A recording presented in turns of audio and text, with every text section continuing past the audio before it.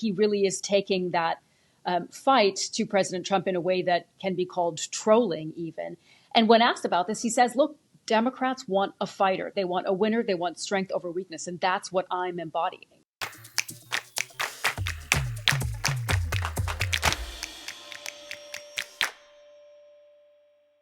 Hi guys, good to talk to you in this American holiday Thanksgiving weekend. Very exciting. Happy Thanksgiving to you both. Yeah, the holidays are well and truly upon us, aren't they? And I think it's actually a good week to have a conversation that we've been meaning to have for some time now, which is this really interesting battle between President Trump and the state of California. And of course, when we say that, we have to say between President Trump and the governor of that state, Gavin Newsom, who's a leading figure in the Democrats. And this really has been so interesting to watch, hasn't it? And it's not new to this Trump administration either. I mean, we saw this same sort of Trump v. California in his first term in office as well, also peppered with lots and lots of lawsuits, as we have seen over these past few months as well. And I think it's important to talk about, who Gavin Newsom is and what his ambitions are, right? So he's the governor of California, the most populous state in the country, fourth largest economy in the world. And he is term limited. So he's trying to weigh what he's going to do next. And he's made it pretty clear that he's considering a presidential run in 2028 for the Democratic Party. And he during the Biden administration, came out, was a vocal supporter of Biden, who many times had made comment about how Gavin Newsom would be president one day, joking around at fundraisers and whatnot. But since Trump has taken office, he's really emerged on the national stage as a counterweight to the president and his policies, and using California as that sort of resistance that we've seen from him and Democrats in the party. And part of being that counterweight is that there isn't really anyone else. I mean, how many times have we said that on the podcast here, that there isn't really anyone else in the Democratic Party sticking their head up in the same way that Gavin Newsom is? And being in the state of California, as you say, in now his second term as governor, was the mayor of San Francisco before that. He kind of has a platform to stand on that perhaps some other would-be leaders in the Democratic Party don't have in the same way. Their states don't draw the ire from President Trump in quite the same way as California does. It's really interesting to think about this rivalry between these two men also and just what they represent. These are kind of the two centers of gravity, if you will, of the country. You have Washington, D.C., the center of politics, but California, obviously, home to some of the most important tech companies in the world. As you said, Courtney, the fourth biggest economy in the world. And also politically, if you take it one step further, think about Donald Trump and his home, his residence of Mar-a-Lago, politically, a red state versus California, a blue state, and Gavin Newsom as their leader. And you really sense the animosity that President Trump feels towards Gavin Newsom and vice versa. And you guys probably remember towards the beginning of the year in January when those devastating wildfires tore through Los Angeles. And we saw President Trump and the First Lady, Melania Trump, go to California. And Gavin Newsom, who wasn't included in the president's plans for that trip, showed up on the tarmac and was there to shake his hand. And a lot of people were watching that exchange. And President Trump had said afterwards, yeah, Gavin's a good enough guy, more or less. I'm paraphrasing here, but he still refers to him on social media as new scum. And if you think about President Trump, who often refers to people in certain roles as central casting, Gavin Newsom can be seen as the California governor from central casting. And that might be part of that rivalry. It's interesting that you point out that trip when Gavin Newsom met the president on the tarmac, because after Trump won the election, we heard from Gavin Newsom saying, California, of course, will try and work with this president, but we will stand up and defend the Constitution, a bit of defiance, right? And then in January, when wildfire recovery funding was really under threat, the president was threatening to withhold this, he seemed to take a different tact. He seemed to realize he needed to work with the president. But that, of course, changed later in the year, in June, when we saw the president target Los Angeles with his immigration raids that are continuing across the country. We should say as well that when you're in the state of California, it's not kind of unique to Gavin Newsom, this standing on the platform of this great state, the fourth largest economy, and it's self-sufficient in so many ways. Other governors have sought to do the same thing. I mean, you think back to Arnold Schwarzenegger in his inaugural speech, he spoke about California in the context of it being a nation state. So there's long been this kind of vibe, I suppose, in California that it is a bit different to the rest of the country because it is so wealthy and it is so big, and it has so much industry of its own there, not just tech but other industries as well, and of course a big breadbasket state as well in terms of the produce that comes from there. And it's far more, I find anyway, as a non-American, it's far more Asia focused and Asia looking because of its geographical position than perhaps other parts of the country as well. So it often has quite a different worldview, doesn't it? But there's a long history there of kind of, we often talk about Texas being the state that might want to get into succession discussions, but California possibly, who knows, is the one that could go out and do it on its own. And Gavin Newsom is really leaning into that, isn't he? I mean, we've talked on the pod in the past about how he has really taken the fight to President Trump and his administration in ways that some of the other governors, like J.B. Pritzker of Illinois, have done, but in a far more kind of media-centric and social media-centric way. If you think about Gavin Newsom mimicking Donald Trump's style on social media, in the first month or so, or a few weeks really, when we saw Gavin Newsom's press office mimicking, the all caps or photoshopping Gavin Newsom into images, that really did seem to irk many Republicans and President Trump himself. And what the governor has said in interviews when he's asked, is this really beneath your office? He said, I am holding a mirror up to what he calls the madness of the way President Trump communicates. He, has opened a Patriot shop where he sells what he says are knee pads for universities and law firms that have kowtowed to President Trump. He called them the Signature Series. I mean, it gives you a sense that he really is taking that fight to President Trump in a way that can be called trolling even. And when asked about this, he says, look, Democrats want a fighter. They want a winner. They want strength over weakness. And that's what I'm embodying. He does, I think, a lot of this, yes, he's standing up to President Trump, but yes, he also has a big eye on 2028, doesn't he, and wanting to be the Democratic nominee. I was looking at some of the local California media ahead of us chatting today, and Capital Weekly, which is a kind of political publication checking out, what goes on in Sacramento and so on. It's charted all of the press releases that Gavin Newsom has issued since the start of the year and all of the press releases that Donald Trump has done since coming back into office. And Trump only outpaces Newsom by a rate of 3-2, according to Capital Weekly, which is quite wild when you think that one of them is the president of the entire nation and the other is the governor of a state. According to Capital Weekly, the president has put out 1,296 press releases since coming back into office. Gavin Newsom has done 842. So still massive amount of information there. And it just shows how, to your point, Sumi, that he is aware of the role that we in the media and all the other platforms, I mean, he has his podcast as well, play in helping him to build that national profile beyond just being focused on President Trump, but to give himself a footing should he seek that high office and be in all of those states looking for votes. Yeah, you really hit the nail on the head. I think the whole social media strategy, the podcast strategy, right, is him trying to insert himself in places outside of California, because it's, the long held thought about Californians is they're very much considered outsiders in Washington, which is interesting because California has a lot of star power despite being considered outsiders in Washington, right? You had Kamala Harris, who was the last presidential candidate for the Democratic Party. You had two of the last three House speakers, Nancy Pelosi and Kevin McCarthy, and of course Reagan and Nixon. And so it does break through. People do break through, but it is very difficult. And the question is whether Gavin Newsom will be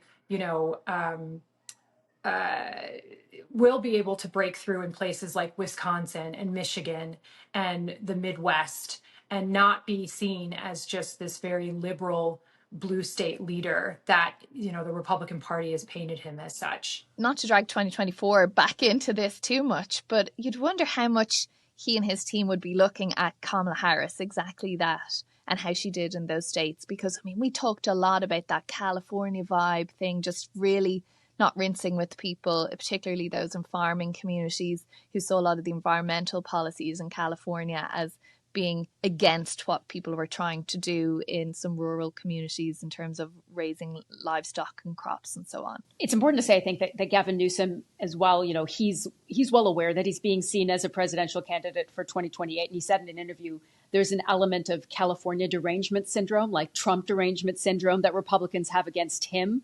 And there is this kind of star power of politicians from California, but he's trying to clearly raise his profile. I think what's going to be difficult for him, not just in this battle with President Trump, but in general on a more on a national scale, is that he will have to convince people that he's not just a foil to Trump, but also can deliver on some of the answers where Democrats are criticizing President Trump on affordability and so on and so forth. And there, Republicans' biggest criticism is simply the fact that California has, a chronic housing shortage and a massive homelessness problem, among other issues that they criticize. At the moment as well, there's an $18 billion deficit. I was just reading the numbers that's higher than expected that he has to deal with. But on homelessness, nearly a quarter of all unhoused Americans live in California. That's a staggering number. 28% of all homeless veterans. And if you look at the housing shortage issues, and there are various numbers on local California media or state California media on this, but more than half of the state's renters spend 30% or more of their household income on housing. That's just renters. So these are problems that Gavin Newsom is constantly going to get hit on. And Republicans in particular, if you turn on Fox News and he's the focus, as he so often is, they will point to what they say are his failings to be able to run his state, despite what he always touts as his state's incredible success. Yeah, it's been interesting to see Gavin Newsom sort of moderate some of his positions. He doesn't like being called a progressive anymore. He says that he doesn't like labels. He's taken, a more moderate stance on immigration and, a lot of policies that he's tried to move towards the middle as he keeps his eye on Washington and a bid for the presidential run. But it is interesting, you point out, Sumi, that a lot of the issues in California are national issues. I used to work for the LA Times, and what made, covering the White House so interesting and easy was that everything that California readers were interested in, was happening across the country, just magnified there, right? Homelessness, immigration, foreign policy, with particularly, a focus on China. So all of those things sort of fell into my beat just simply because California is such a diverse, huge state that really, has a local focus on a lot of national issues. And to be fair, Gavin Newsom says that homelessness is indeed a problem around the country, but that California strategies are working and that the numbers point to homelessness reducing in California. So he says that they're on the right path.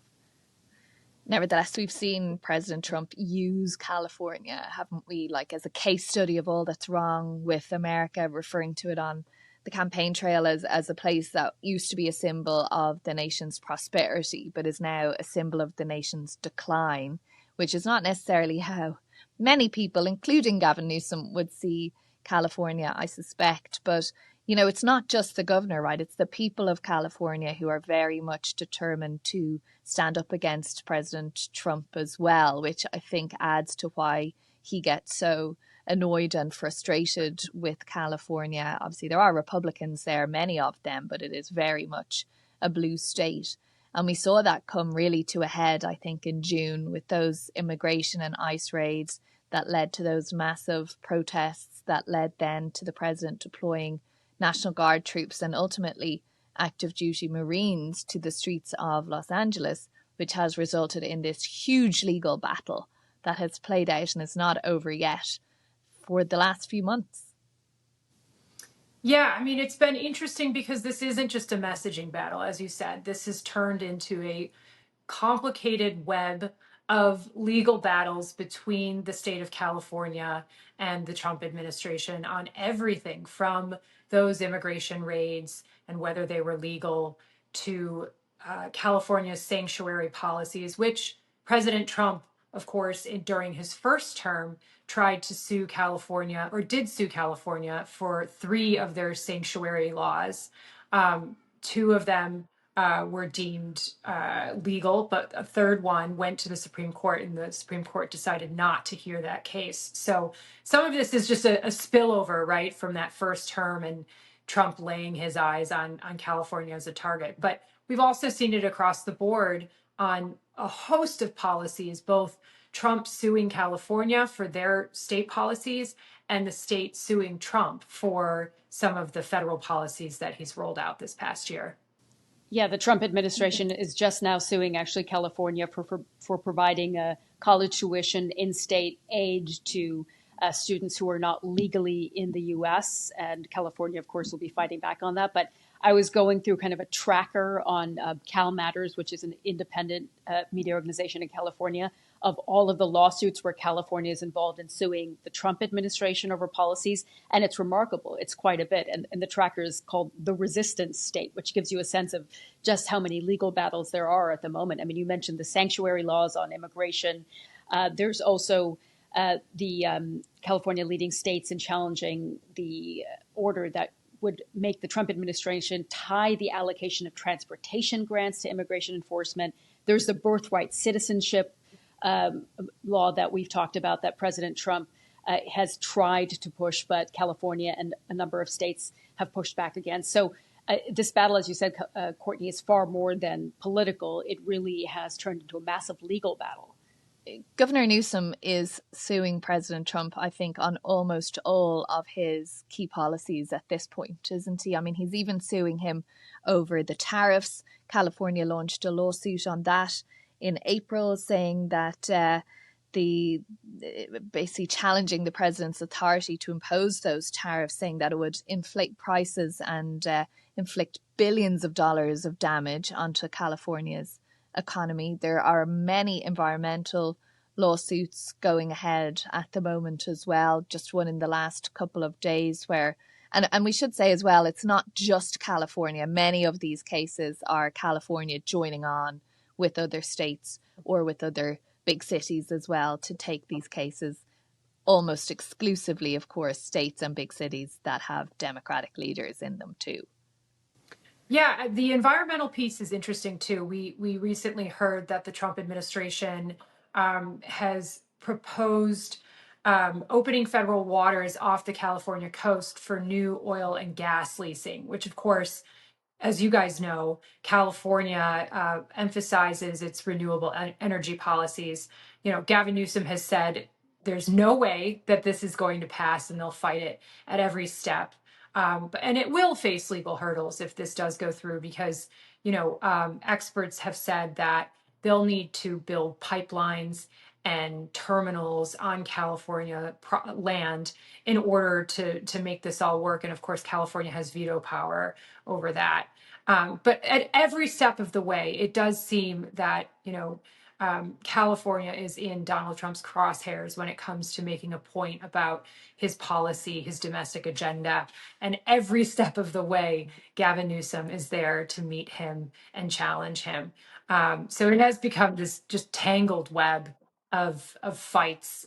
But it's all, of course, for a much, you know, bigger message that both are promoting. Yeah, there was also as well, the president signed earlier in the year 3 executive orders, I think it was, relating to EV vehicles and exhaust fumes and things from trucks, all of which were kind of California measures. And he signed these executive orders forbidding them. And so California then sued the president again over that. It feels like there's definitely a battle there that California is prepared, be it through the leadership of Governor Newsom or indeed just the views of the majority of the population, is a position that they want to take. And then the culture wars issues. I was looking at California Attorney General suing Pam Bondi, who is Donald Trump's attorney general, for sending the school districts in California this letter requiring them to swear that they won't allow transgender athletes to compete in girls' sports. And remember that this is one of the massive culture wars issues that really played a role on the campaign trail for President Trump.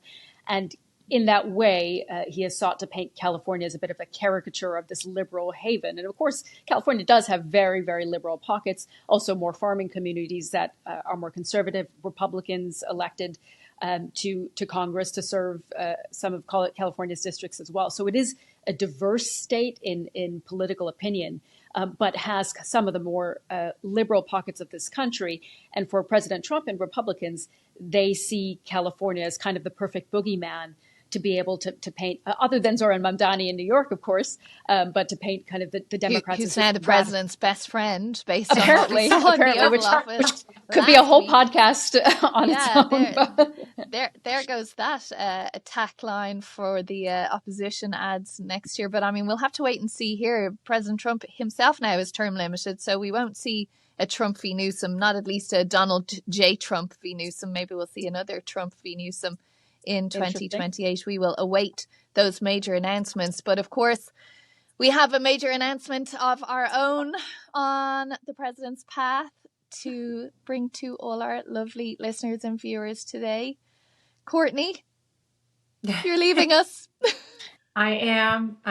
It's We been get my tissues. Such a pleasure. I will come back. I promise. I'm not going far. I am going to join the White House team at Bloomberg. So I'll be joining from, maybe a booth in the White House or, somewhere on the, in Mar-a-Lago. But I won't go too far. It's been such a pleasure doing this every week with you guys. I will miss you dearly. You've been, of course, not only an illustrious member of our President's Path podcast, but also such an important part of our BBC team and our incredible coverage on our website. So you will be sorely missed. And of course, this weekly catch up, we can do it anyways. We can just call each other. In private. Yes, thank you guys. Not in front of the world, where the real goss gets shared, I suppose.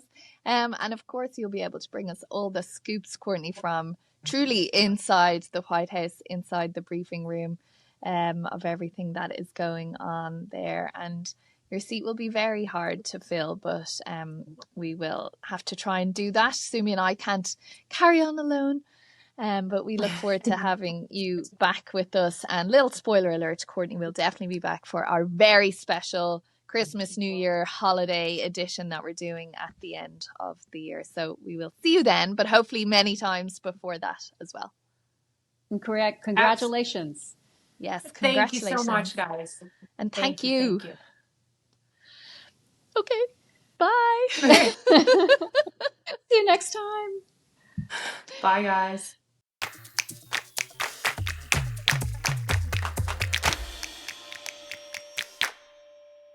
If you enjoyed this episode of The President's Path, then do like and subscribe to our YouTube channel.